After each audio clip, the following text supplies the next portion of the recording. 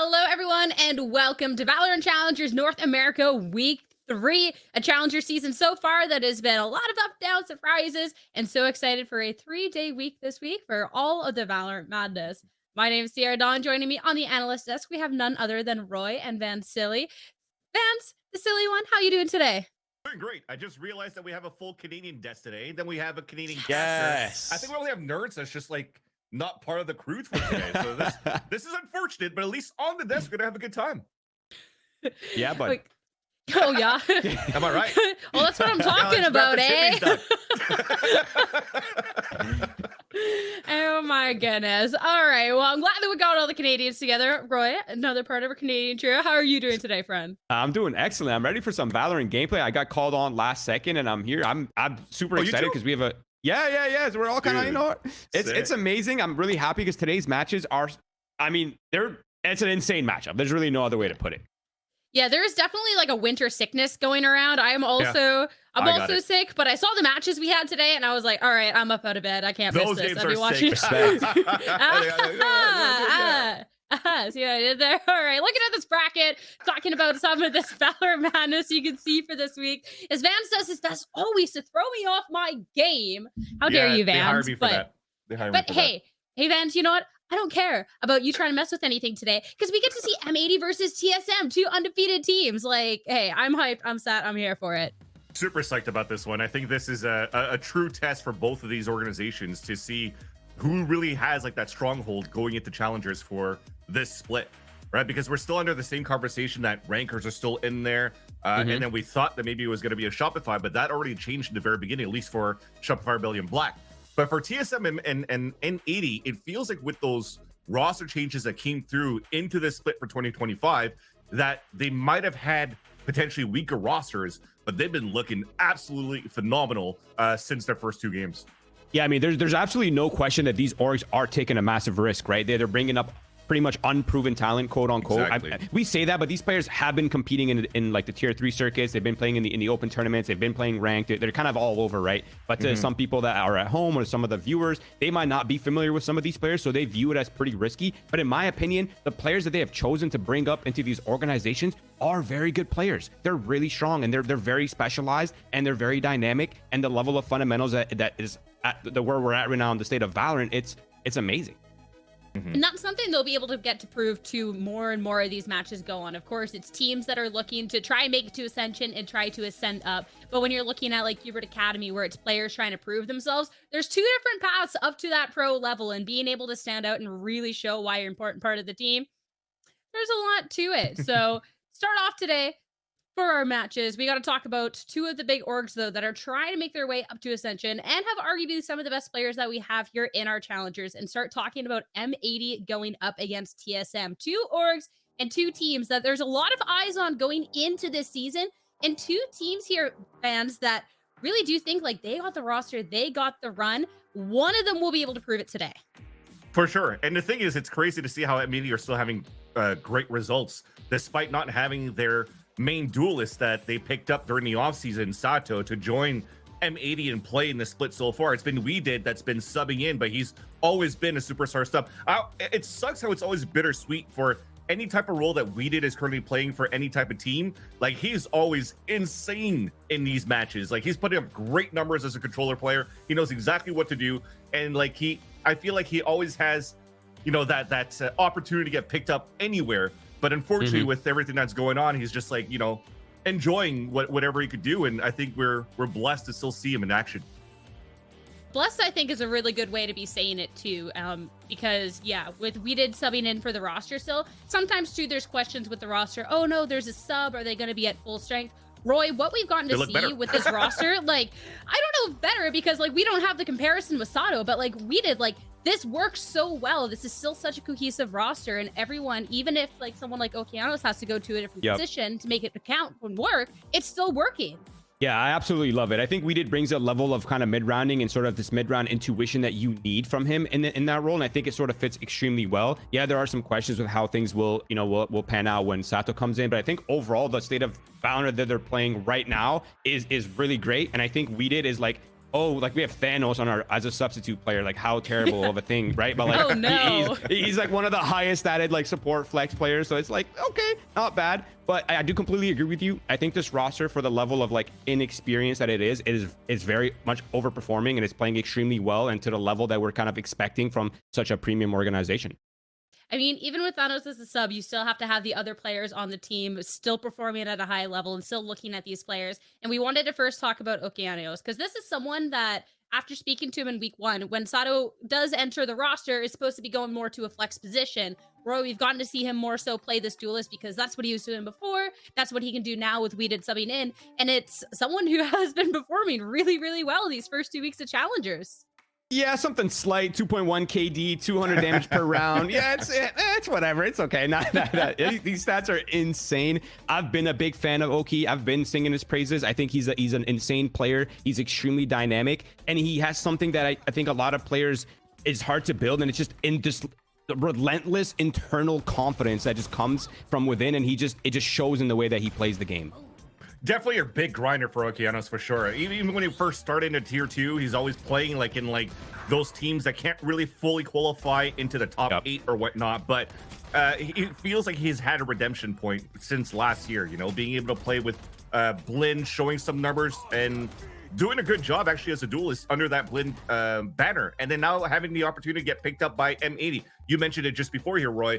It's a lot of big risks for a lot of players that are unproven, at least to this level, where you're putting most of your year into potentially just like 16 matches or not to try to qualify into the VCTs for partnership. Exactly. So there is a lot on the line. So to think that you have to play every single one of these matches with that much pressure and still being able to put these type of numbers up, it does show that quality in the potential here that a player like Okeanos could have. I actually had a chance to even see him hang out in a couple of the streamers' channels. I think it was like Coach Immy that was hanging out in there. He's like, bro, like, get ready to watch me, dude. I think his mental is almost very similar to Mata, going into a point where he's feeling very confident in his role and what he could do, and he could outplay pretty much any single duel or any single player that is up against him, and he'll win those duels. And he wants to prove a point that he'll be able to flex, duel, or do anything going into the future partnership program.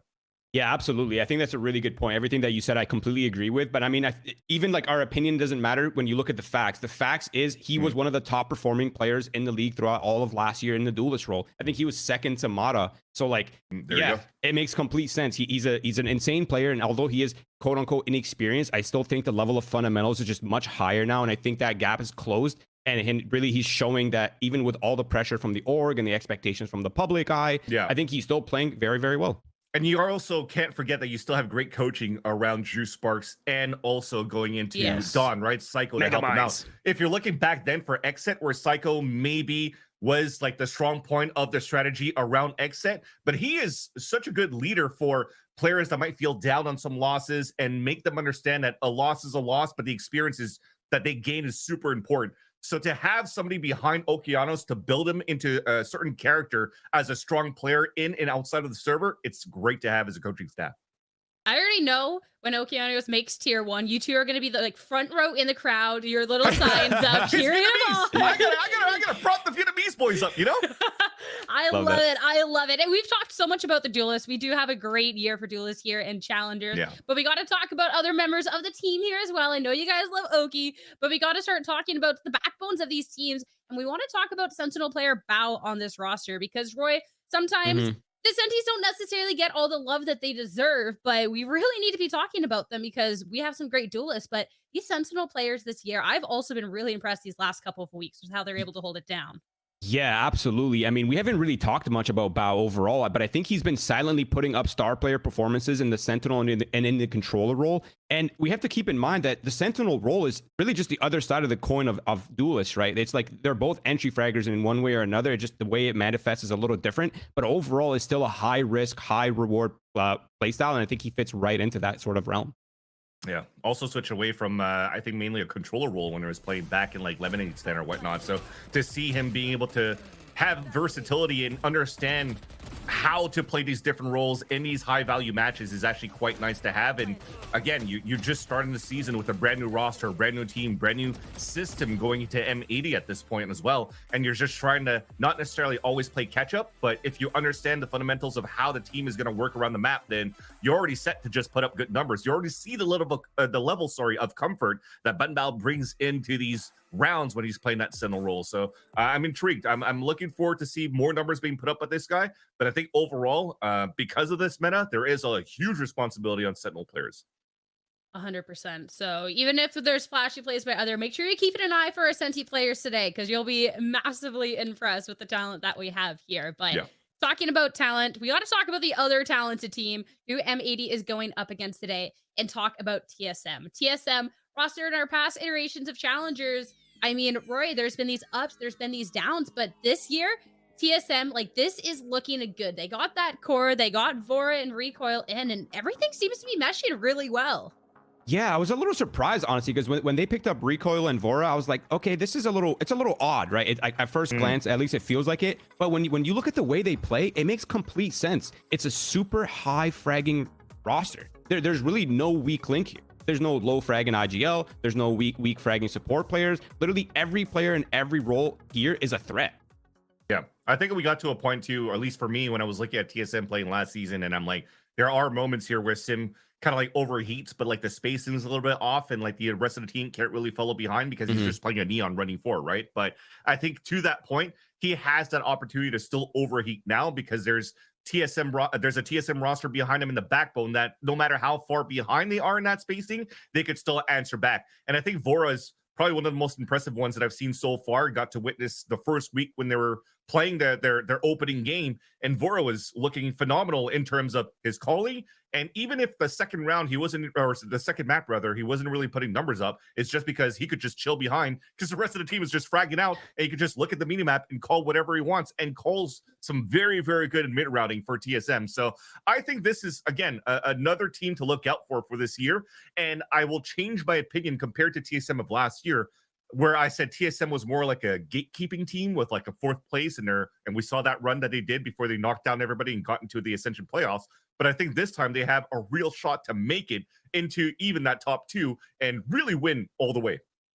It's a team that has the confidence and the team that looks like that confident part. So to see that it's not just a gatekeeping team, but a team that can make that run is crazy. And I love that call out about Sim and the team that's able to back him up. With Sim, I mean, he goes off. He's crazy. And being able to have that team behind him and support him has been so well. And I feel like, too, with how Sim has been playing so far, man, sometimes it feels like he doesn't need the team behind him. He has been in the conversation for one of, if not the best duelist. I can hear Dan's voice in my head right now. 520 ACS talking about his map of Bind in week 1, but like he deserves the prop. He's crushing it out there. Oh yeah, again, I think when we first started this year and we prefaced and introduced TSM and Sim in this conversation, we mentioned that he kind of had like a chip on the shoulder potentially because he had an opportunity to try out here with EG, played some off-season games, and then unfortunately didn't get picked up into the VCTs. So he comes back into this one with full force, hasn't really stopped from where he started in when last year in Challengers,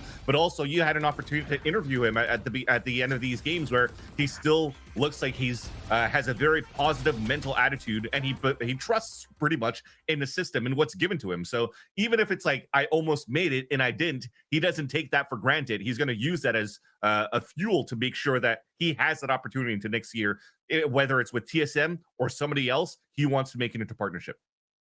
With how he's been too, it's not a matter of if, but when. Like, truly, wholeheartedly believe in that. It has been incredible to see so far. So someone that is definitely going to be a thorn in the side of M80 today. That'll be for sure. But we already knew of Sim just being this super talented player throughout this. So talking about the new pieces to this team, now that we're at week 3, I want to talk about Recoil, because Roy, early on, Recoil was announced more as the 6th man for the squad, and then TSM, it took forever for the roster to come together, announced Recoil was on the roster, and there's a lot of maybe, I don't know, just eyes like, okay, what is the offer here? But Recoil has been doing a great job in the Senti role for this team so far.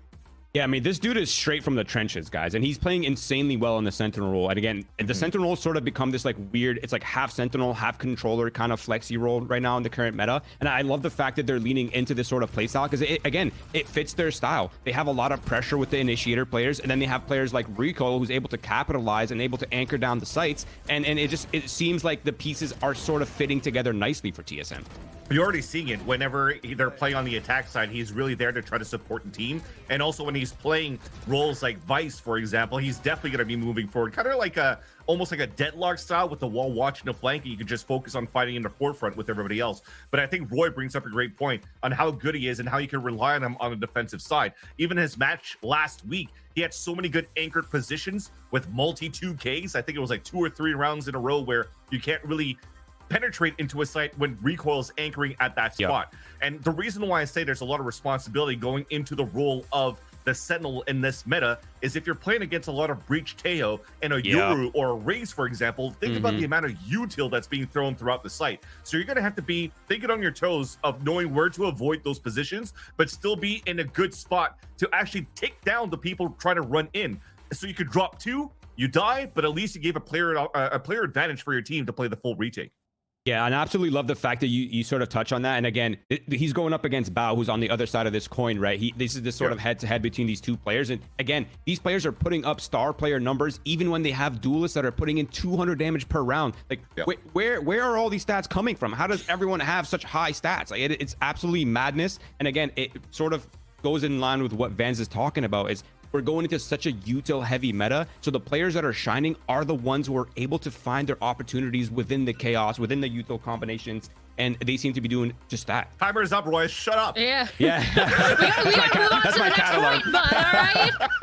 Get on with it, eh? All right. But, no, it's exciting to see that Recoil in this roster of talented people can show what he's got, because even as the 6th man, he was someone that I believe it was GMD had praised as, hey, is best 6th man in the world. Now gets to prove, hey, best 5th man in the world. Great stuff coming out. But of course, both these teams being undefeated, only one is going to be able to keep that streak after today. So time to start talking about today's series and talk about the map picks and bans.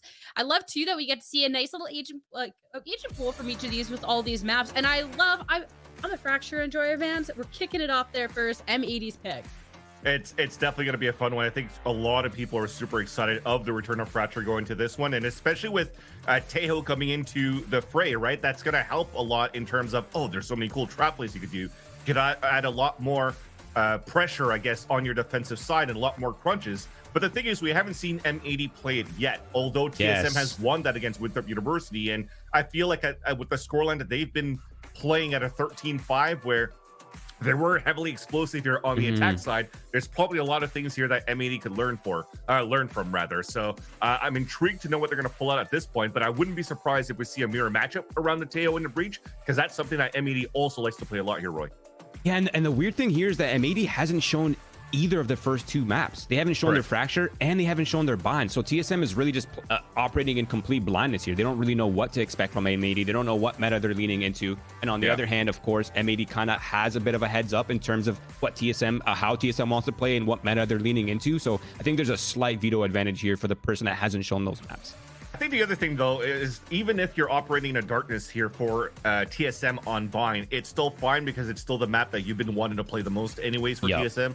Last year it was Lotus for me, but this time seeing more and more Bind coming out, and you have an opportunity to play with Recoil, a little bit of Vice, a little bit of Deadlock, and even I'm looking at Deadlock players these days on Bind, they're a lot more reactive with their graph net and play more forward positions, so you can do a lot more traps, and I kind of like that play style, and again, that responsibility for the Sentinel on Seymour Vice or Seymour Deadlock is super important, because it really breaks that wave of aggressive heavy util that you're trying to explode with from the other side. So you have a really great opportunity to break those timings and take control back of the timer on your side on defense.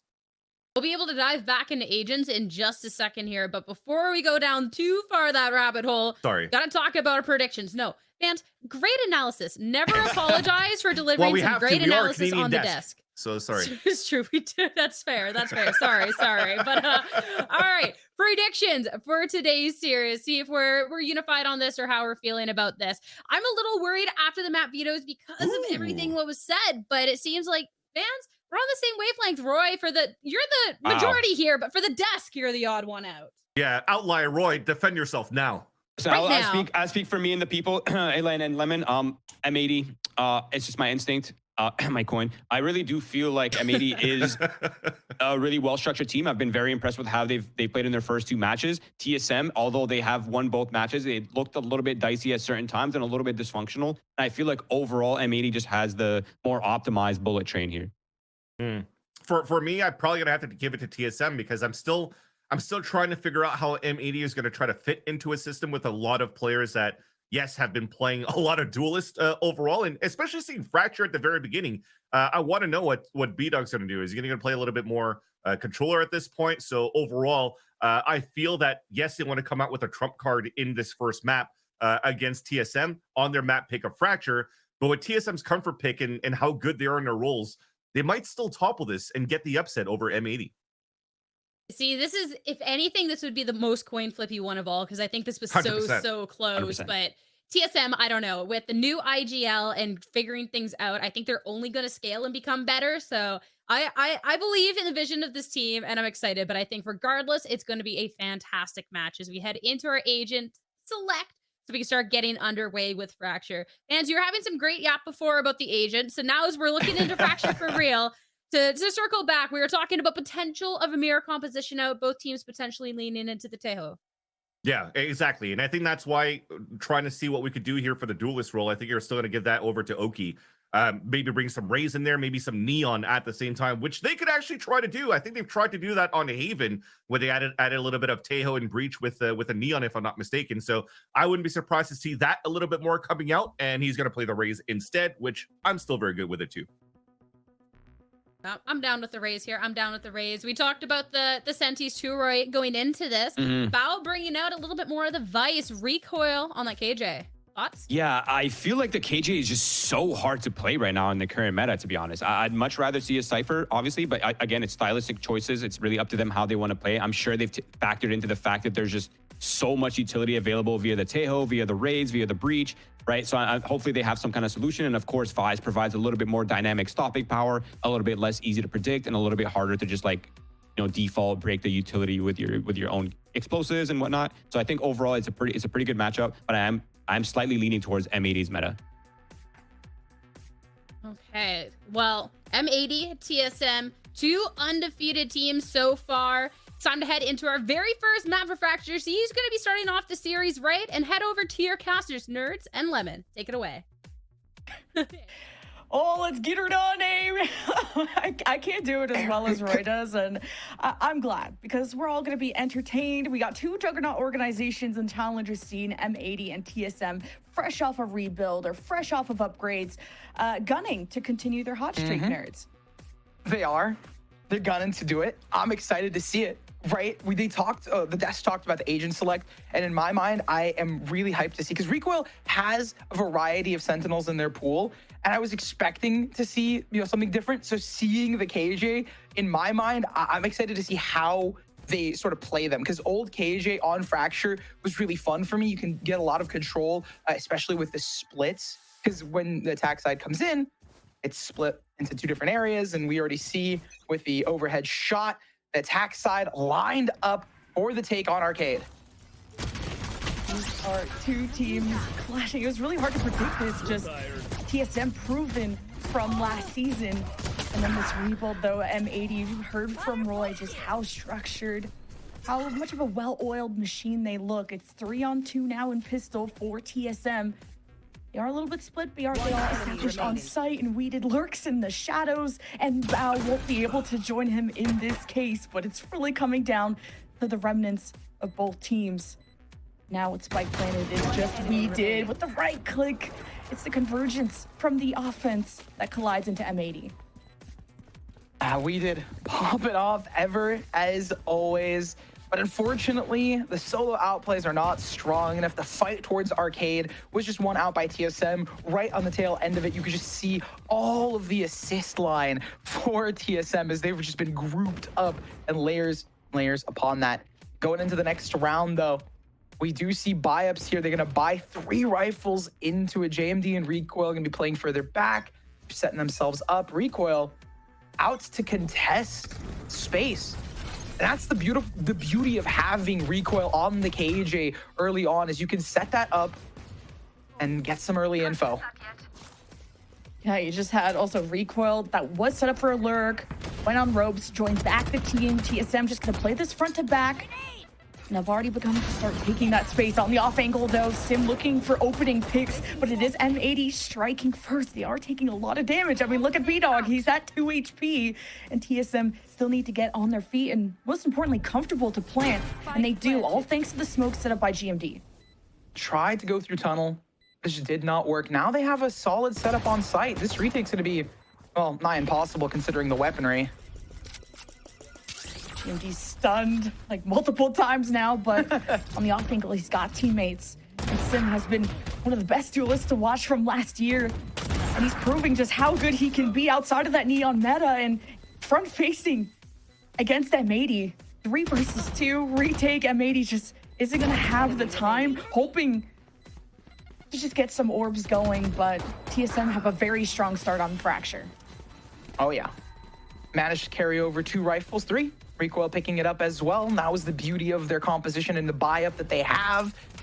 I'm starting to really like the structure that we see Sim, one off of their ultimate as well going into this round. They're going to be buying up. It's an attack-sided map, so if they can carry the momentum forward and realistically build themselves a nice nest egg going into the future, it'll be solid for TSM, and it'll be devastating for M80. But on the flip side, M80 is not going to falter just yet. They do have weapons of their own. They have a nice setup here on attack, fighting for A main control early, and gonna have a retake towards B. It's good info that B-Dog got. I don't know how many he spotted, but did not want to take that duel quite yet. Meanwhile, you got an activated alert from Recoil exploring B. TSM have already conditioned M80 that they've hit B twice. Now TSM getting orbs. They've got the showstopper. Sim has been a star so far, and they're going to come around the backside of B while Recoil is signaled it's mostly safe, but you still got to take your time. Slow round out of M80 as they want to see what TSM is going to do. The retake towards B being called, especially considering you have 2 players down in CT already pushed up, in T-spawn. So you have the positions for M80 for this retake. Oh, the read from TSM is good, though. They decide not to fall through with it. Recoil is the only player on this point. They find the one, but get traded out immediately. And rotations were pulled to the B side because of all that utility that was used and the salvos, the noise. M80 are stacked on left side. This A side of the map completely open. So the showstopper was looking for maybe he would leave at least one person to defend the site. TSM weren't expecting this to be free. And with that opening pick, it gets even easier for TSM now up a member. Slow for them, right? Now maybe he's going to be down players and numbers. Stuns to come through, it's over. Feeling like that. It's just B-Dog. M80, though, they bring the numbers down. They're not getting flawless. It comes down to a 1 or maybe 2 member difference. Like M80 are playing very slow, like you said. They got their rotations pulled, and then they get kind of isolated where TSM, they're always set up for trades, and they're always overwhelming M80 in those scenarios. Exactly. They sneak up on them. And it's because of those rotations that got pulled, TSM was able to get inserted on the site. We did see a pop of the Raze ultimate just to contest even more space down CT. And just the layers that we see out of TSM to not only get on the site, but also be cautious of M80's adaptations. It's beautiful to see. Being able to pull that rotate, especially this early on, and the way that TSM is playing, I mean, it sets them up for a lot of successes, and it's gonna put a lot on M80's shoulders. It's a save for M80, Sheriffs, and just a Marshall. M80 stacked together. hoping to just hose down the competition and even a showstopper. Okeanos kind of sent something around the corner. You just never know in tight quarters how explosive a showstopper can really be. So M80 haven't had the initial picks. If anything, it's been traded immediately. So M80 need to find an advantage, and they'll take some map control over on TSM's spawn. But the spike's about to get planted, and there's not really much to say out of M80 to prevent this. Would rather try to take a few with them. I'll take as many as you can with you on an eco. Makes sense. Pick up some rifles if possible. But the setup towards B has been consistent. TSM has been really solid about their B takes. They know it's an eco round out of M80, so they can go back towards B, potentially play with the mind a little bit later on. And TSM just have to protect their post, and rolling thunder from 7 just to shake up the structure of M80. It's just B-Dog with a Marshall, and that's going to be really all she wrote. TSM have been challenged, but never really stopped. B-Dog is running down too. Yeah, I was gonna say B-Dog not only gets to die, but takes down 7 with them. And that's the thing, right? M80 has been good about picking up numbers, but the roll has started. 4 in a row does build up not only an economy, right? We see pretty solid numbers for all these players, well, minus Sim, but it also builds up a lot of momentum. So this timeout is huge. We have 3 ultimates in the hands of M80. They have been kind of losing on the retakes. On the rifle round, they got, they had the wrong read. They rotated a bit too early, and they lost on the B site.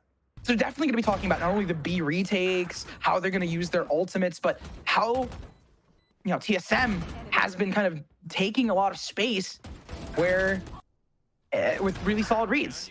Yeah. We need M80 to get picks that build security, not just take down numbers, if that makes any sense, because even if they maybe get first bloods, they just always lose any site control they have. And, it's better than just falling over, but M80 kind of need to get active on the field, and I think that's what this timeout is going to be talking about, along with, of course, all the ults that they've had, because TSM were able to use that Rolling Thunder first, able to use Showstopper first wave of ultimates for M80. What can they do? They've been fighting out of A, so they do get proactive. It's the retakes towards B that have been rough, because if they want to get proactive in one way, they have to be comfortable in another. So it seems like they're setting up for some A main pressure, but they're not, I don't think they're fighting for it as much, right? They're not as far forward. They're going to be taking dish control instead. The B retake still stands. They have ultimates for it, so that's the adaptation. On the flip side, TSM still, they've been through Arcade. They've had this previously. They used the Tejo utility to clear things through, and they managed to get some space down Arcade. I think M80 just need to listen and react, especially with the special delivery from We Did with Love that can be such a good tool to retake for M80, all of these, in fact, and especially with the op, Okeanos wants to keep that slow style. TSM have been able to walk up and luckily get the picks. Coming around back, though, is the M80 flank. Recoil gonna check it, already takes some damage, has to worry about this breach, dodges the fault line, goes 1 for 1, and mainly is marking the enemy behind. M80 have been doing this. They've been fighting out of A main, and it's just a little quieter this time. So Recoil expects it. They're aware, and the 1 for 1 favoring TSM now. Right there. TSM comfortable. 30 seconds left. You know exactly where M80 are coming from. Of course, you're going to have GMD at the bottom side, checking if that flank was going to follow through. Now M80 have to retake as a team. They won't have the Rolling Thunder available. The Showstopper makes no connection. Okeanos 5 HP from about to drop his op. Needs to just live out this round. TSM, though, they're losing numbers. Right there. And M80, they really got to go in with confidence. And off the flash, beautiful play from 7, but it's B-Dog that gets the last laugh. And we'll be able to defuse and go find that op. Good counter out of TSM. They use the orbital strike. to prevent the potential rolling thunder and some other, chaos from brewing. But at the end of the day, M80 was way cleaner on the retake. You know that's what Drew was talking about during the timeout, and it carries over into here. They had to pop only one ultimate to counter through this. The thing for me was just the rotate, right? Out into A main. They went a lot slower. They got the 1-for-1. It was a big question in my mind. It seems like they were able to capitalize regardless, even in a numbers disadvantage with some plays. I think the big elephant was just Okeanos whiffing on the Raze rocket. At the end of the day, it gets you a defuse. You've cleaned up the B retake, and you can confidently contest stuff towards A. So TSM now forced to change up their own hand. And although the TSM could have afforded heavier armor, they're really playing the long game in terms of the economy, where M80 are starting to catch up. You've now dented the streak of TSM. Okeanos, the soft needs to ring true, and off the smokes and the nade, he'll be able to reposition and keep himself safe. But being alone on the site is a little sketchy, but he'll be able to reposition away from this take from TSM coming his way. And TSM has been really confident, right, taking arcade control, because they know M80 give it up for the retake. But considering the previous round, like, we saw M80 clean up their retake. They still have ultimates here. It makes it a little worrisome, that ultimate preventing the plant from going down and stalling the spike and the timer. Oh, nice shot. Yeah, Okeanos on the off angle is able to go for a safe peek after that orbital strike. And now Caillou with the rolling thunder, another retake option, and Okeanos still brings the energy for this squad. There's the rolling thunder. TSM backs against the wall, pushed physically and morally just out of this round. And M80 with back-to-back. The site hold op? No. The retake op, yes, we got it. The retake op's where it's at. And 3K with that for Okeanos on the retake with an op in hand. It's just beautiful to see how they could do it, how they could build into it. TSM, on the other hand, losing some confidence. They've been consistent about taking space. They had a really solid round on the bonus, where they managed to kind of draw the attention towards beyond the retake. And I mean, realistically, the reason I say that is because we see they've been going into arcade consistently, but not winning out on the B site, especially not in the last two. So I want, like, what is the adaptation? Right now, I mean, it doesn't seem like too much other than having recoil a little further up and not taking as much space into B main. They go down under, through towards tunnels. So they can split into main potentially. Oh, and Okeanos with these early peaks has been huge. And another one, he's able to satchel away. Yes, he gets stunned, but here is the whole squad. And TSM pretty angry, and they want to chase this op down while also being careful of, well, not feeding the beast anymore. Okeanos won off the showstopper. TSM have really started to have met their match after that timeout. Okeanos, that beanie is going to be dropping pretty soon. Or toque, as the Canadians would say. And yep, recoil down and more to come. The death note open for Okeanos. B-Dog takes the other two, but this op is huge for B. And I think this is time, like, TSM potentially explores towards the A site. Right? They're going to have to. It's been multiple rounds in a row that they've taken arcade space, and they try to go down towards tunnels to take a different angle on Okeanos. And every time Okeanos speaks, it just seems like another head being split open. Fortunately for them, they're going to be running into the M80 stack. There's 3 up on it, so we're going to see, for the first time, a fight for A main control for them. Good read out of M80. They send the salvos out and take so much space. Okeanos is posted up here.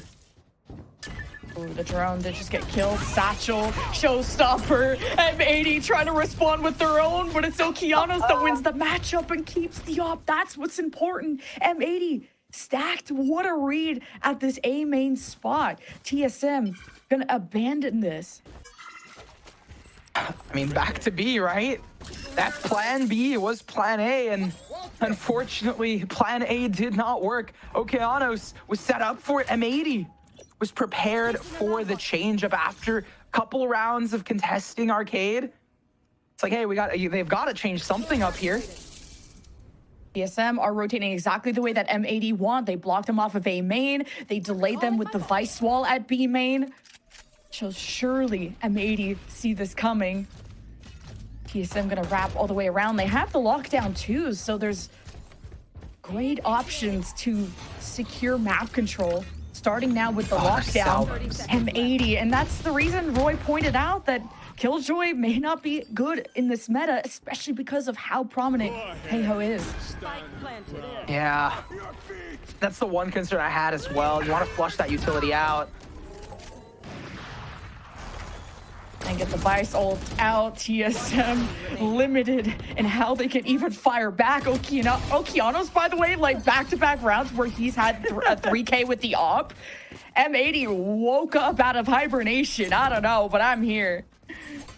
And it came off the timeout, the momentum swing. They used the ultimates to, prevent the B site from being exploited. And when TSM adapts and they go into like, all right, let's take some A main control. You have Okeanos immediately there with a showstopper. The raid boss has switched positions. You've activated taunt, and now they are there.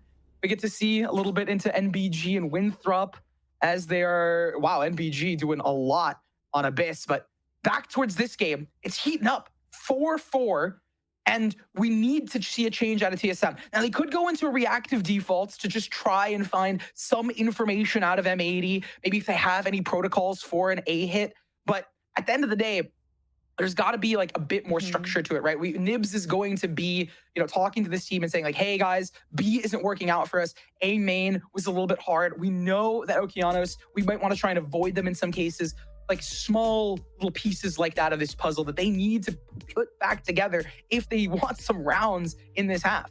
I think it's a lot about the value of the ults. Oh my God, me and Replays just had the same brain cell. We're comparing, contrasting what has worked and what hasn't. First, Okeanos, showstopper difference, duh. Bao with the Steel Garden won them the last round. Orbital Strike from B-Dog to get the planters off. And it's always, Taeho ult always gonna be a good zoning tool, even if no one's dying from it. And it's very hard to die to that these days. So M80 overall, a lot of value from the ult, and on top of denying the lockdown from TSM. That took a long time for Recoil to build, by the way. Back towards B, and look who's there. Oh. Rare whiff out of Okeanos, but, they always start heating up on that retake. Yeah, but they know that Okeanos re-peaks. Like, he's gotten 3Ks because he just keeps re-peaking. You never expect an op to look again. And look, he's challenging a tiny hallway. With an op, with a shotgun, the third peak. Finally, someone punishes Okeanos and doesn't let him multi-kill again. TSM, though, it's still an uphill battle. It's 2v4. I mean, Lemon, I'm just here thinking to myself, we're going back arcade. It's like a literal slot machine where we're just consistently going in to try and play this game, and it's not working. Okeanos is just popping off against them. It's hard to say it, but like I see what they try to do, right? They use a lot of utility to flush out Okeanos. So once they found that raid boss, they had the supportive fire to send their, DPS in. I'm changing this all into different terminology, but at the end of the day, I saw the vision. It just didn't work. Okeanos really is damage per second, though. Like, that's what he does. He delivers. 1v3, though, for Vor. That new player, Salvos, force him forward. And mainly just taking quick steps, getting information. Now he's been spotted and all cleaned up. So, yeah, really, really tough one. M80 have not stopped this hot streak. Discussing a little bit who's going to be getting it. Captain Caillou going to pick it up, and at this point, right, we do see a lead coming out of M80. The timeout, it was a buy-up from TSM. So you'd have to expect to some degree that was part of their plan. The mental reset, potentially talking about what strats they're going to use and call, but realistically, it just did not work out. And again, Okeanos has been beyond just okay. They have been phenomenal, popping off back and forth. But I don't even need to be the one to point it out. The kills say it for themselves. It's going to be an eco for TSM. We see them starting off this time with a split. 3-2 down towards the mains. Nothing on the backside. No arcade pressure. No dish pressure as well. Gonna play together and try and find a push out of A, but it's not gonna be found. Instead, M80 aware of it, being like, all right, we're just going to play further back here. I mean, has an ult if they really need it, if things fall away from them. But at the end of the day, during this eco, TSM needs to find some leg up. And TSM, they're throwing util at Okeanos too. Like you saw it in the replay. Yeah. He's all flashed up and will still repeak. Like he's insane. This kid is actually insane. I know our analysts are going to talk all about it. But this round, it's done Tier being 1 quiet. Yeah, less than a minute. TSM going to step up after those early shots from Weeded into that side door. TSM look to challenge it, and they just have pistols, so they got to go in as an army and march forward. With all these smokes, there could be some isolation issues. TSM have to unite together, but look at the angles. M80 can just watch them step into the site and pick them apart one by one. And yeah, 7 did a good job denying 2 weapons, and any scratch into the economy would be huge for TSM, but still, M80, it's 6 rounds now that they've won. You have Oki at 7K creds here, just like scratch the economy. I agree though, because you have to look at the rest of the team as well. If B-Dog, Q, and we did start falling and their economy staggers, you can build up into it, but at the end of the day, I'm curious to see what adaptation TSM is going to bring to the table. They managed to get out on the A site during the eco. Right now, they're going towards B main. They do leave 2 players out towards A to try and contest it. It is a buy round, so M80 is fighting for this. B-Dog gonna just pick up an orb right in the faces of their opponents. Gets out of dodge. M80 comfortable, like confident, honestly. Especially I'm like 6'4". Go for that type of stuff, especially with the fact that you have now 3 ultimates charged up to the 2 that TSM have. On the flip side, TSM hasn't been able to find a round on the B site. Should be soaring for M80. Yeah, orbital strike, special delivery, rolling thunder. Like, we know M80 have been executing their ults to almost perfection, and TSM have to basically play kind of down an ult. It feels like with the lockdown that can't really be used against Tejo well, but special delivery from the offense to clear the site, and they can try to follow through. And TSM with an opening pick. It's a rolling thunder right at the front door, and the special delivery from the defense. Sim can't get out. It's perfect from M80, but it's the picks once GMD made it into the site. M80 were distracted trying to capitalize off of their own ults. They forgot about the rat that made it through. And TSM just have to thank GMD for all of that. It is a 1v3 with the op for Okeanos. And look at the setup from TSM. They got a crossfire, and GMD takes care of business, 1 away from the ace. Ooh, I mean, it's like, hey, if B doesn't work, let's go A. Pop some ultimates. We saw Armageddons coming out from both teams inside, swapping across, but if it doesn't work on one side, go to the other, and we get to see a push coming out here. Sim being flushed out was a bit unfortunate there, but it's truly off the back of JMD. And the push from them, right? They managed to get some space on the eco round towards A, so they contest it. They heard the orb being picked up and the doors being open. They know A, all right, a little bit of a weak point for this side. They're looking to close out 6-6 ops with so much utility dumped from both teams for main control of B. Kiana's with great delay off the boom button. He challenges that again. Okeanos with the asylum level ability plays, I should say. And TSM get the punish. But M80's wall has been built up. Time delayed there from Okeanos for M80's reinforcements to reestablish, and the spike has been left behind, and Recoil's on a 1v3. Q? Caillou? Dang. Captain leading the charge here for them. Recoil picking up another, so they have some momentum to go through, but Q popping off for the team here. It's crunch time. And Recoil doesn't have time to go anywhere else. Is going to try to take safety from the corner. The Aftershock is going to force them out, and Bao, all the pins are lined up for the strike. And M80, yeah, they started at a deficit, and they were able to end that half 7-5, which is awesome. I mean, just as I said, I was like, oh, you know, TSM looking to end at 6-6. Nope, doesn't happen. the One American on broadcasts, and I cursed it. But you know what I will say? 7-5, super solid. out of M80 on the defense. The fact that they started off as a 4-0 and they managed to climb back up into that space is huge. And now going into this, they're going to be on attack, traditionally favored on Fracture. Nice little B split out of M80 as well, contesting a little bit of space towards A. 2-2, potentially 1 towards main split here. On the flip side, TSM has stacked up B, not wanting at all to play for retake. They're like, oh yeah, we could just leave A. If they go A, we'll have early rotates, but otherwise we expect M80 to hit B. Very quiet. And the KJ util right at the front door, so TSM could really play hidden if they want. And then you have 7 in the perfect position to fault line and let Vorian recoil follow through. But M80 could do the same thing right back to where 7 is standing. M80 have definitely ruffled the feathers of TSM, and the one and done from Sim is gross in that moment. He is a scary duelist to go up against.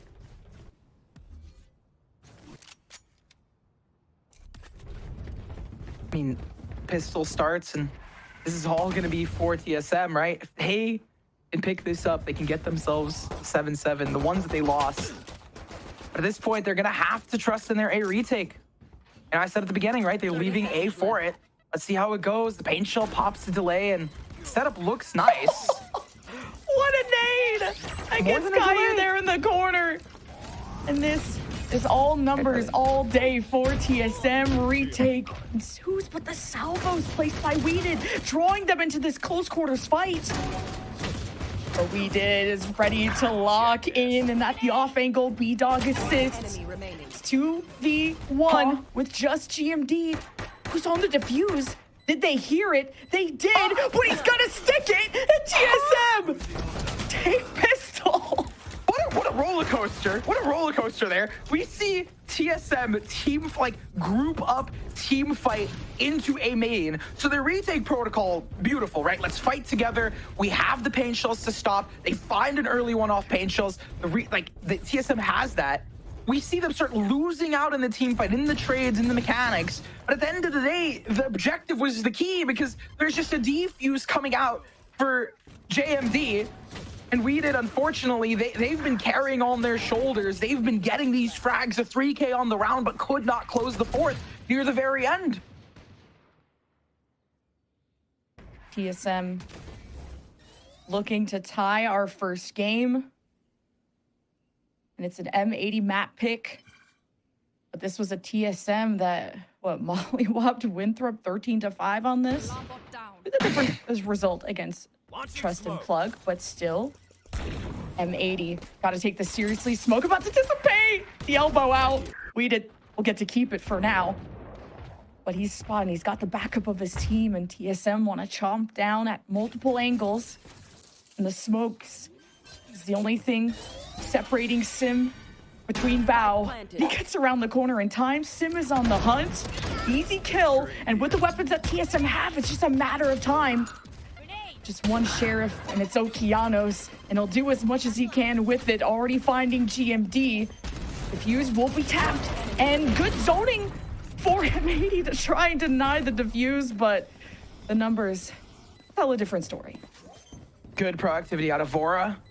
Again, just the group up fight together retake style works. They flood out of main. They have some players on the sidelines for redirection. And that truly is how we want to see the retakes out of TSM.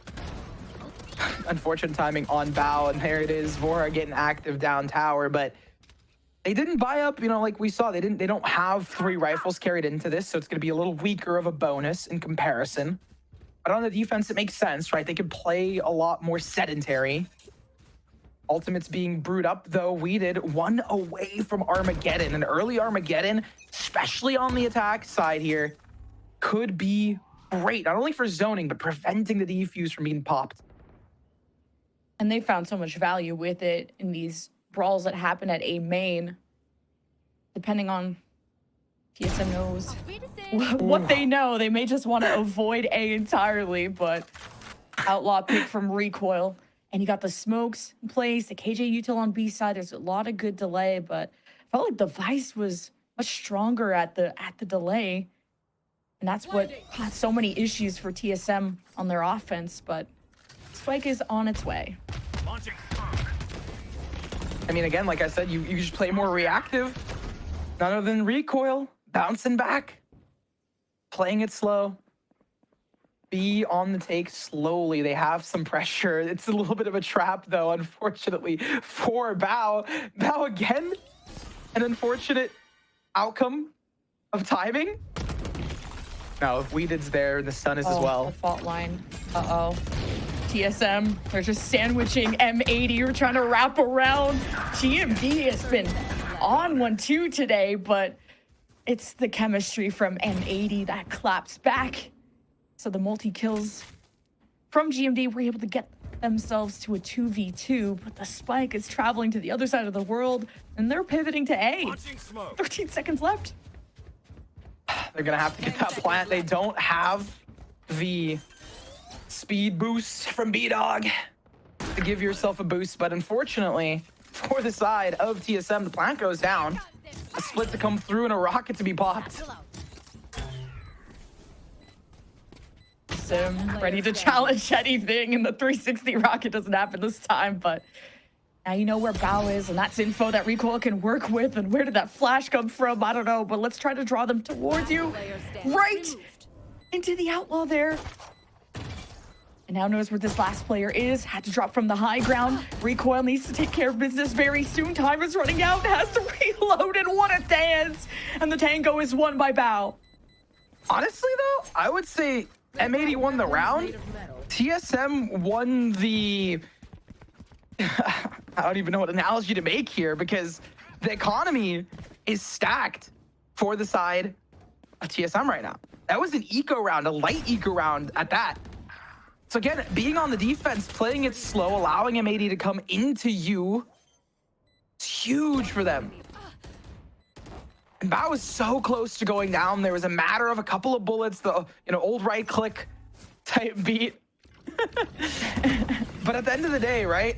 This is going to be the round that I'm truly keeping an eye on. Weeded has their ultimate. They don't really have too many others popped up just yet. B-Dog one away from theirs if they want it, but that's about it. Yeah, Bao played against that util so well, and that's what usually TSM did so well on their half, but 8-7, Armageddon gonna split our two teams. TSM are hoping to reestablish and kind of just still talking on how they want to do that. And GMD gets isolated. M80 extending out of the site is what's catching TSM off guard, but they're wrapping around, and it's a ring around the rosy matchup here in this round. I mean, M80 has been good about rotates, right? They're comfortable with it, but they have so much space up here already. Is Recoil to be aware of this? The double, the triple up? I mean, they get one and done. No, it's over. At least TSM, after they lost GMD so early, who made the call they were extending out of the side, TSM were all posted up, ready to retaliate, ready to catch M80 overextending. And it's TSM that just couldn't win those duels. And it's just M80 ready for anything around the corner. And this will be a good round for M80 to get back on their high horse and also continue their lead, which TSM were matched up earlier on in the half, but this is just anyone's game now. Full save out of 7. Need to keep their numbers up. The economy rough for both sides, right? I did talk about how TSM did really good with such a low buy. It did force them to buy up into this. So 7 wanting to maintain that rifle. And M80, right, really good on the rotates. They're comfortable with, extending out like you mentioned. They can pull back a little bit. They can fall away. I don't want to fall away from Brimstone's eyes. Beautiful looking beard, but unfortunately 9-7 on the board and pressure mounting for TSM. This was M80's map pick. They're on attack. They're comfortable with playing attack, it seems. The rotates there. The plays off each other. And even more so, the fact that they've picked up 2 in a row and it's an eco and they have the chance to get double digits. And just the fact that Recoil was caught first and then the secondary player from TSM, and they weren't immediately traded, or there wasn't that crossfire that at least TSM could have numbers against, but TSM are gonna waste no time putting the pressure on M80 and the orbital strike. Like M80 haven't even had a thought yet, and TSM are raining it down on him. Vora with 3 that round to thrifty M80. What a beautiful, beautiful crunch. Off an ultimate down center, you frazzle M80, take space, and as soon as they find one, they invest the rest into it, and the stocks skyrocket here. Sim, by the way, having that hero rifle passed down, generational wealth to some degree, but Vora truly popping off from the side, and that's the beauty of, you know, the gamble out of TSM that they just played here. They showed their hand. They still have Vora, who's now popped off and gotten themselves an ultimate here. Now they have a beautiful economy. They prevent the double digits. They build themselves up here.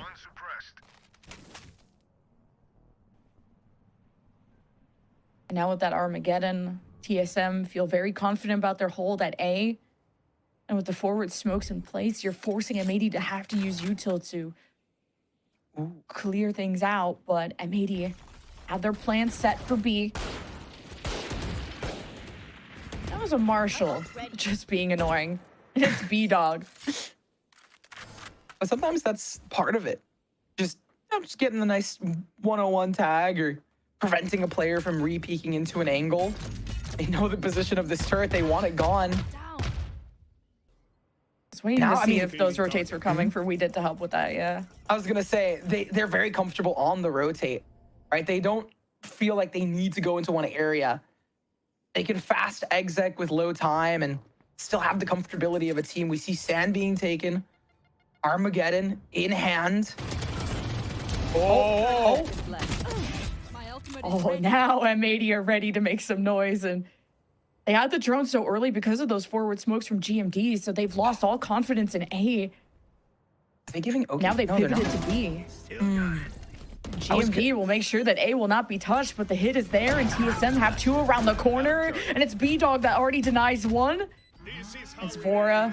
There it is to drown out those corners that M80 could be sitting in. Retake ensues for TSM, still looking for targets. Now swinging out of smoke, M80 have completely left the building. And now with an orbital strike, B-Dog is gonna deny a chance at a defuse for now, but there's still more delay to be done. And that's the Molly right on the spike. The defuse is halfway, and TSM know they have to fight through this, and We Did, the damage is initially done to 7. But We Did's at 32. The spike's gonna be touched. We Did waits for the timing and finds 7 on his knees. 10-8 for M80. That was scrappy, but the call to be able to rotate as well as the ultimate coming out here for M80 stacks their success. B-Dog pops theirs for the rest of the roster. It's a timeout here, I believe, for TSM, because at this point, yeah, it makes sense. They've been trading rounds. They get kind of bamboozled a little bit in those fights. And it feels like if they just swung out a little bit more, they had 2 players, 3 players, been like, hey, let's have consistency. Let's just go out and take this fight. We know that JMD has expended their utility. We saw the ultimate. We saw the Molly already come down. Let's take those fights. Go for it. This is some replays here coming through. But at the end of the day, I mean, they have been doing well. They have been trading rounds. So it's a matter of just resetting some of this mental that's been brewing. Yeah, it just feels like TSM are able to set up for more trades. Like they have more numbers to fight back. It's not just one person getting isolated and eventually TSM are brought down to nobody left. It's M80 kind of playing more stacked together, and these rounds are getting closer because of it. TSM last time out used, and recoil has been a non-factor from the neutral fights to these turrets being taken down by salvos to what happened in the last lockdown. Salvos did the job. And that's why Teo's becoming so much more popular and why KG's less common, but this is clearly a comfort pick for a reason. And maybe have to deal with that same delay. The KJ turret will be at a different spot this time. Ooh. Steel Garden's huge for this B entry. It's gonna allow M80 to set up into it. And more than that, they haven't had like a really fast exec on B, so the setup is strong. Recoil, though, to stop them.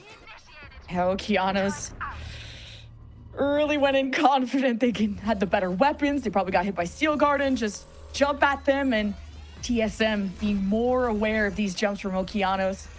Got the lockdown that lives through its entire duration as TSM retake. The spike has been tapped, which procs the Rolling Thunder out of Caillou. And now a long molly, and having B-Dog in these post planes has been crucial for M80.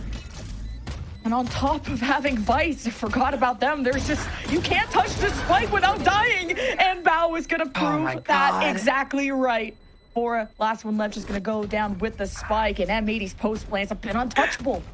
Yeah, let's remove pinging through smoke, but let's also have like multiple abilities to stop them from defusing the spike. I like the contrast though.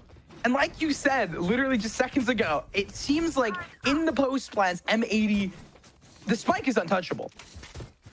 So many layers of utility, and it feels like you need to fight forward or get a bit more proactive on the retake for the side of TSM. Now, that wasn't eco. I do want to preface that because this is the round where we do start seeing that change of like, are they going to be more proactive on the eco, on the retake? Are they going to be proactive on taking fights early, especially out of this another, what seems like fast exec for the side of M80? Hey, at least silver lining for TSM, they got 2 ults out on their eco from M80. Now it's just the showstopper, and TSM took advantage of M80 funneling in, caught him at off angles, but still a spike planted, flank activated there by TSM. But I think the Vice wall may have isolated some for a little while, and TSM are freed, but that was really good delay from the Vice, and now they got the op position, the rest of TSM surrounding them. This flank was like not even important. It was just TSM catching M80 off guard, and they'll keep themselves alive. It's fast push out of M80 again, but immediately we see TSM, right? Recoil being that, I think it was Roy talking about how it almost seems like the opposite side of the coin of the entry frag. Recoil managed to pick up the first on the entry, catching them off guard. And they were like sort of cognizant, all right, M80 switched up their flow, so we're gonna switch up ours. Brings them to this 11-9 standstill. Sim with an op on defense, as well as an ultimate for retake. The rest of the team spread up in 2-3 combo. This fight for A has been really solid out of TSM as well, so there it is. Great pick. That's like that Okeanos impression from last time. Speaking of which, oh, 1 HP and a dream that's gonna die. Oh my God, standing and delivering. Recoil on the high ground. Really kills this round for M80. Yep. 4 versus 2, and as soon as TSM had weapons and got rid of 2 really key ultimates from M80 during that save, TSM have been able to get back on their feet. They go into what felt like a small sort of like split default, and unfortunately just lose out in the fights. TSM being beyond cognizant, just being prepared for it. A timeout really helping them out, not only on the mental side of things, but also with just their strategies calls, right? Like the calling seems to be a lot cleaner. And it's a save here, I believe, for M80. I mean, they haven't really done much. Yeah. Like they haven't taken any space or positioning. It makes sense. Buying down to 0 credits on 2 players. Weeded is the only one with something in the pocket. And if Q, Caillou, or Bao fall, like, they're not going to have much either. Yeah, M80 have done a good job so far, but TSM have stayed in their shadow from a couple rounds now. And with that op 2 from Sim, M80 had to do the same adaptation that TSM did against Okeanos. If you're going to have this raise, explode towards you, and be aggressive and go for those first picks as soon as barrier's down, then you got to be ready for it. And Okeanos went from having a ton of first kills to becoming either the first death or not having that same potential as how the game began. And now Sim has really stepped up on the defense. So this has been quite a duelist matchup so far between the two. And then imagine when Sato comes in for this squad there of M80, because I think we were hearing that Okeanos wants to be more flexible, but for how he's done this game, filling the shoes great. Oh yeah. This hop yet again out of Sim to contest main.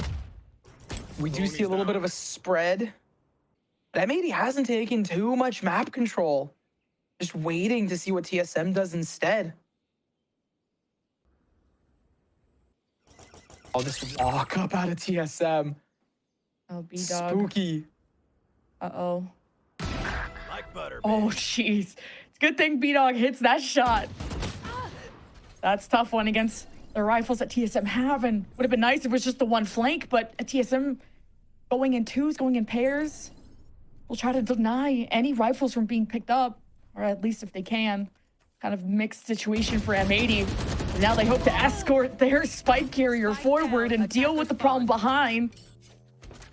1 for 2, and then your shields regen? Numbers falling in M80's favor as they play slow. B-Dog getting that with a sheriff. I mean, it's shocking, sick. but it also makes sense, right?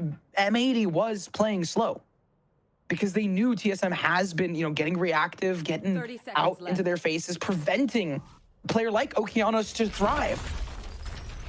All right, Seven's got to hold down the fort, try to keep the doors shut, and using his own Utah, I think he fault lined and caught this duelist. And even the Rolling Thunder pushes M80 back. They respond with their orbital strike. They have And to now, end A. a couple seconds left, and M80 are still not established. TSM want to cut them off at the heel at this off angle, and are going to decide to just play as a team. 2v2. Play gets away, and it wasn't in time? It was by literally a couple seconds. I wanted to blurt it out, but you were doing so well, Lemon. my I was like, I God, can't I thought interrupt. he had but, time. There's That's no, crazy. there isn't. I was about to be like, do I interrupt? Do I yell? There's no time. And I think that's what's got to be going through their heads right now. An immediate timeout after that. They played slow, which is great because it caught off guard TSM. It allowed them to get those picks. They wanted to play slow because they knew that that was what was going to happen. But TSM reacting and countering that by realizing, okay, if you guys are going to try and get the plant, if you're going to run down the clock and then pop on out, we just to be aware of that. They had to end towards A. They couldn't. Now this kerfuffle is definitely going to be brought up during the timeout. Got a showstopper from Sim with the op 2. Do you want to hand that off to someone? Go for a big play off the rip? Or do they want to play more reactively, see where M80 go? Because TSM, they were the ones who placed their pieces first. They went on that early flank and almost caught the spike carrier, but then M80, oh sweet, I hear myself. That was weird. I was like, wait, am I echoing? But anyway, but yeah, M80 were able to just kind of stay in spawn and punish TSM and move forward from there. So I wonder if TSM are going to want to have these preemptive strikes early. I mean, right now it's looking like we have a 4-stack towards A. We ping on the map. I mean, 4-stack A. You have Sim opping again. Looks very similar, but I think the pacing's going to be a little tougher, though. And we know M80's comfortable with rotates on top of that, so you just want to set up Okeanos for success. Yeah, Okeanos is like, oh, they salvo here. They'll never expect me to push up here. And guess what? TSM are just more aware. 4 versus 2, and you still got an op. You're able to save the showstopper. TSM, the patience paying off, but it's not over yet. The fight continues after that pick from We Did. And the spike still has to get planted, but they've sussed out someone on this high ground, and they're going to use the orbital strike against the showstopper. Oh, Sim sticks it where the sun don't shine and puts B-Dog to bed. The spike is down 2, and that is the risk that did not pay off for M80. Now We Did has to go and recover it in a 1v3. And this was a round that felt, much closer than it is now. By far. But none other than Sim to lock it in. The pace change was good. If it was too slow previously, this one I felt like was a little too fast in some cases. We did see Okeanos immediately pop in, but then the success didn't, forward the momentum of M80 here. TSM picking 4 rounds up in a row. It's do or die within the first map and bind. is, I mean, I would say, I guess is the ace for TSM. So looking ahead into the next map, if M80 can't close it out, can't take it to overtime, they're gonna have to slog through bind, and a rare whiff. Very rare, and to shut down that op, to shut down Sim is everything for M80. Keep in mind, M80 haven't dropped a map, and they've only had one map that's been even close, and Val secures the round for M80, 12-12 OT. Wow. It's like, hey, we've been going A, we've been going, you know, kind of splitting towards B. Let's just try and contest it.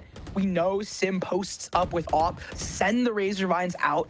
In my mind, my thought process was it's probably a 1-for-1 deal is what TSM was going for. But the fact that they got that, M80 was going for, the fact that M80 got the leg up on TSM and managed to carry that forward, Bao staying alive, not falling to the op, carries into this round, sends us into OT, and spices up the first map of the day for these two Titans. TSM will be on offense first, and this was something that started off strong in our first half, but quickly fell apart once M80, mainly this Vice from Bao, created really good delay on the B side. With the wall, thorns in place, and M80 have stacked the right side and are going for an early play, pushing spawn. No one is home, and it's going to take time for M80 to clear things through, and they've left Bao to try and surprise and go for an opening pick, but it's TSM that rely on Sim, and he continues to ring true for TSM, and now they rush on in to get a plant. I mean, the arcade, right? TSM has been really comfortable taking that space consistently. So the read was there out of M80 to some degree, but fortunately now this is going to be retake for them with a player down. TSM just playing out of sight, out of mind, literally. They know they have post-plant util with mollies, and even their breach still alive. TSM can just play the waiting game, and M80 are done doing that. They challenge. 7 shuts down 2. Orbital strike, Rolling Thunder from 7 to push away M80's pressure. And TSM have countered that annoying defense from M80. Match point. Yeah, they're aware that the thing that M80 did on the defensive side for their retakes was get active in the faces of TSM. So TSM's like, all right, these guys are going to come at us.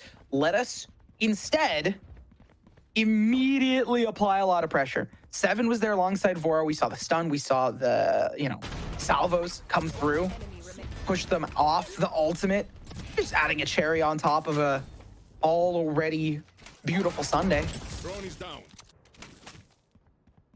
TSM at a stronger defense, I would say. Can they close it out and hand M80 their first map loss of Challengers? Ooh. TSM have definitely dialed things back. They're not going for the immediate flanks towards the attacker's spawn. And with the bow wall in place, Bao's conditioned that this is going to happen, and he's got a plan for it. And M80 have done the wraparound and have left this KJ util to its own demise so that they can use maybe the Tejo util to create more advantageous duels, as M80 have grabbed orbs. They want to push in, but the smokes are cutting them off. I was going to say also the utility there. Immediately after. These isolations are not good for TSM. M80 just taking skulls one by one. Anywhere they step, it's territory of M80 now, and the spike is planted. Sim, a 2 versus 5 with an op, does not get the pick he was hoping for. And Sim has already revealed his position, and everyone from M80 is going to join in on the flawless party. That's a really solid way to send this into double OT. They push in. We do see some utility to stop them, prevent M80 from thriving, but regardless, they just managed to go straight past it here. Recoil was stunned up. The counter coming out a little too late. And more than that, Okeanos was just doing numbers of their own. Looking at this round, we do see a nice little spread out of TSM. They're not going to be going for just arcade. Spike closer towards A. And they're going to probably try and fake towards Arcade, draw some of those rotates, and hit towards the A site. Can't use that. Okeanos with these early peaks. He's now getting assisted from his initiators there. So if things don't work out, he's got help. But TSM don't need any help getting into the side. They've already dodged all the Vice util that could have delayed them. Taking up space is that duelist Sim.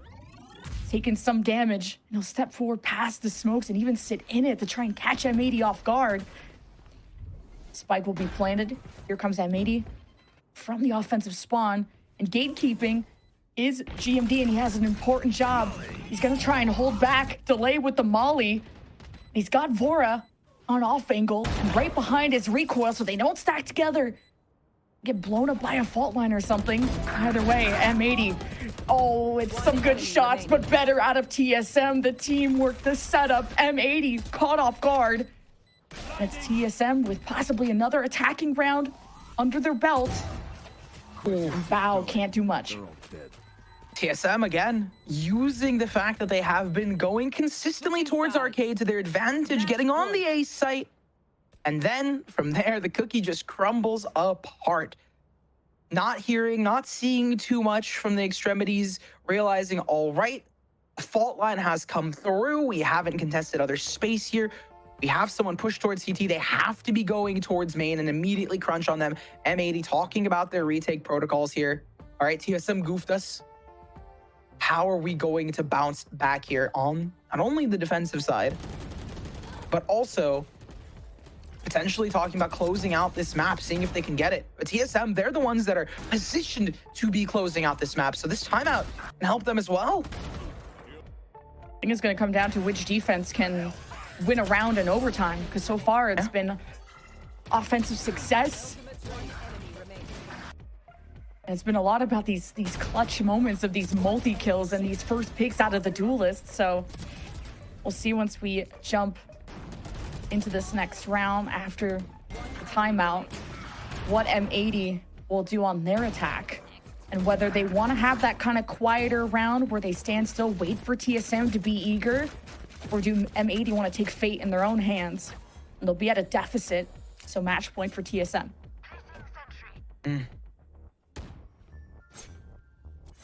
TSM setting up to not contest mains. They're going for a drop in Arcade instead here. Oh, Sim positioned and the 3 stacks there. I think all of them get stunned. What's good about TSM is that when they do get fault line, they do get hit by any kind of util. They're playing around cover, and M80 can't follow through on kills, so it's just going to be about dueling it out. M80 did exactly what I thought, just staying around spawn, having TSM push towards them, get the picks, and exploit the site that looks the weakest off of what they've been, who they know have been conditioned to be on which side. So here's M80 taking their time towards A. That pinch out reminded me a lot of when TSM popped their ultimate, I believe around round 16, 17. They popped the orbital strike. They managed to pressure from both sides, but M80 reacting way differently. All TSM are trying to retake, but already being down is rough. But M80, the job is not done. You just saw the breach, the fault line come out of the site where the spike is planted. So TSM try to search for the last members. They know B-Dog won't, or Caillou won't challenge. And there's Caillou popping out as soon as his teammates make the call. Great calms out of M80. A successful offensive round, but again, who's gonna take a defense? Yeah, I mean, right, the crux of it has been defense, and some of the best defensive rounds were because of retakes or a lot of like forward pressure.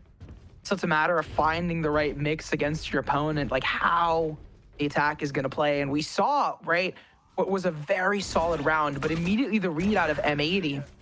And something I didn't touch up on, but Okeanos staying there so then the rest of the team doesn't get sprayed down on the zip line was honestly, it was pretty important, right? To make sure that the team didn't just completely falter there at M80. Boom, they just sprayed down on zips.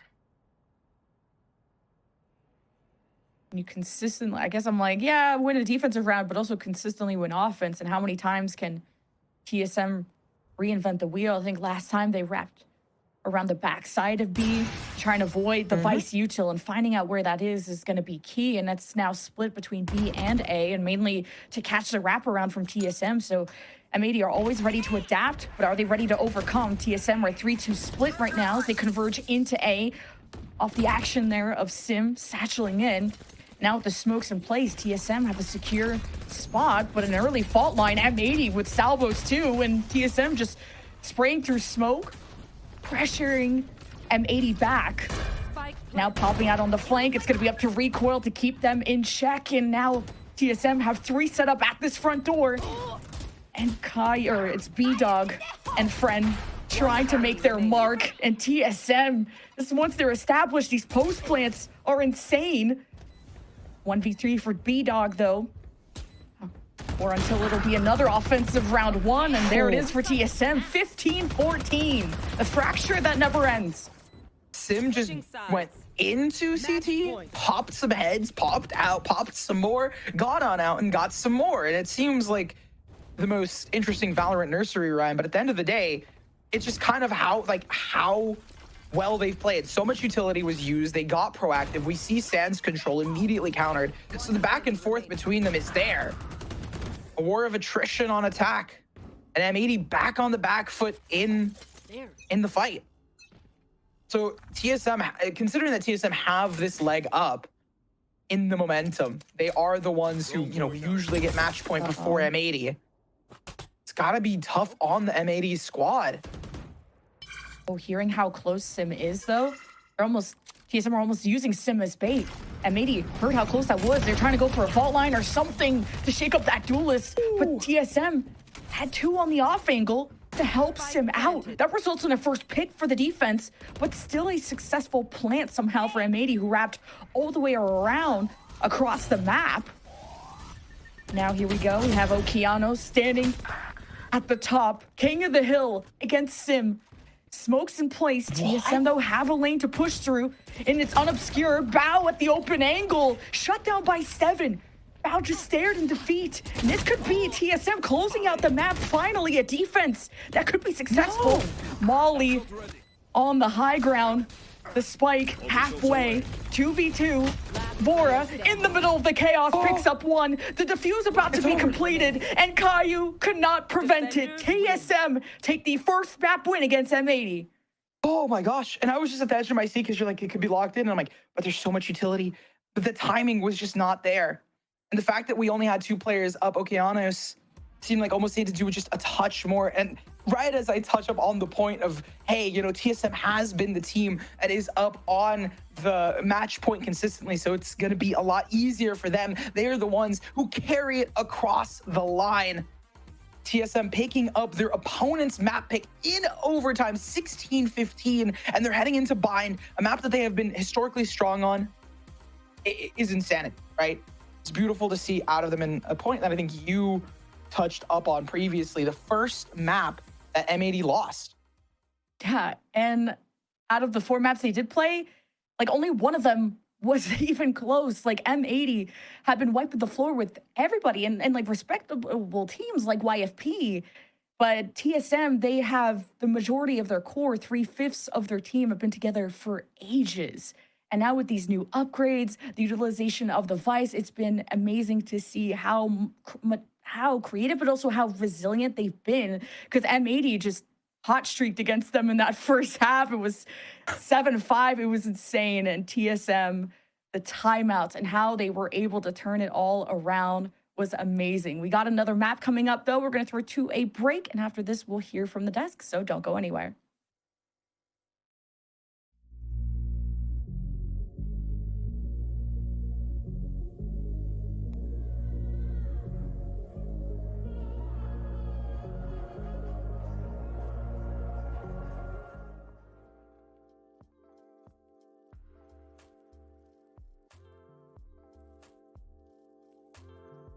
Oh, it's a big difference because back in the day, I could say like 2-3 years ago, franchising I don't think was around, or was in its just beginning times. So lots of teams were still investing their money. They had lots of academy teams. The competition was a lot I'd say more fierce. In my group stages back then, I was going against either signed teams or academy teams. I had like really passionate players, people that were still playing.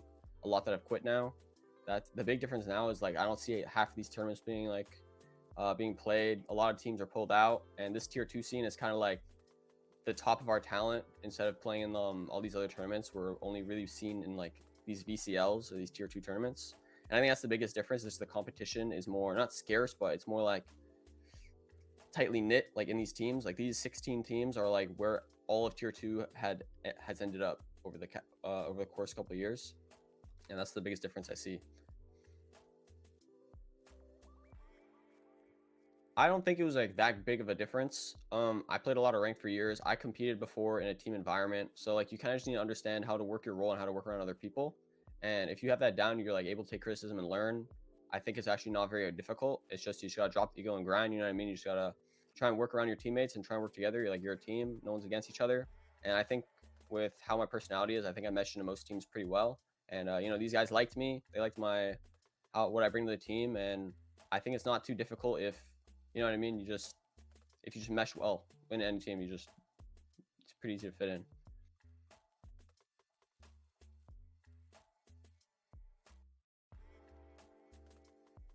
No, it's like they're a core 3 for like a good reason. Like Gimon keeps the energy. He's like, I don't want to say older, but he's like the big brother of the team. And then Seven and Sim are like, you know what I mean, like initiator and duelist, right? They have that like that chemistry they built over a long time, right?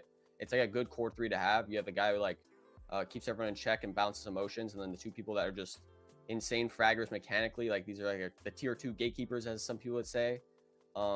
They're insane mechanically, and they're insanely good like when combined together, right? They can just open up rounds together easily, right? And I think they're a core for like a very good reason, because like why would you give up these players, right? These players are literally like insane, and they work together so well, so there's no point of getting rid of them, right?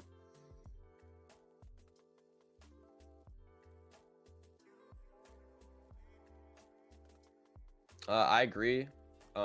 As you said, if I remember correctly, we have like the strongest mechanical team. Like we have the highest skill ceiling. I think that if we're all feeling it, we all come to prac every day with the same amount of passion as we first did.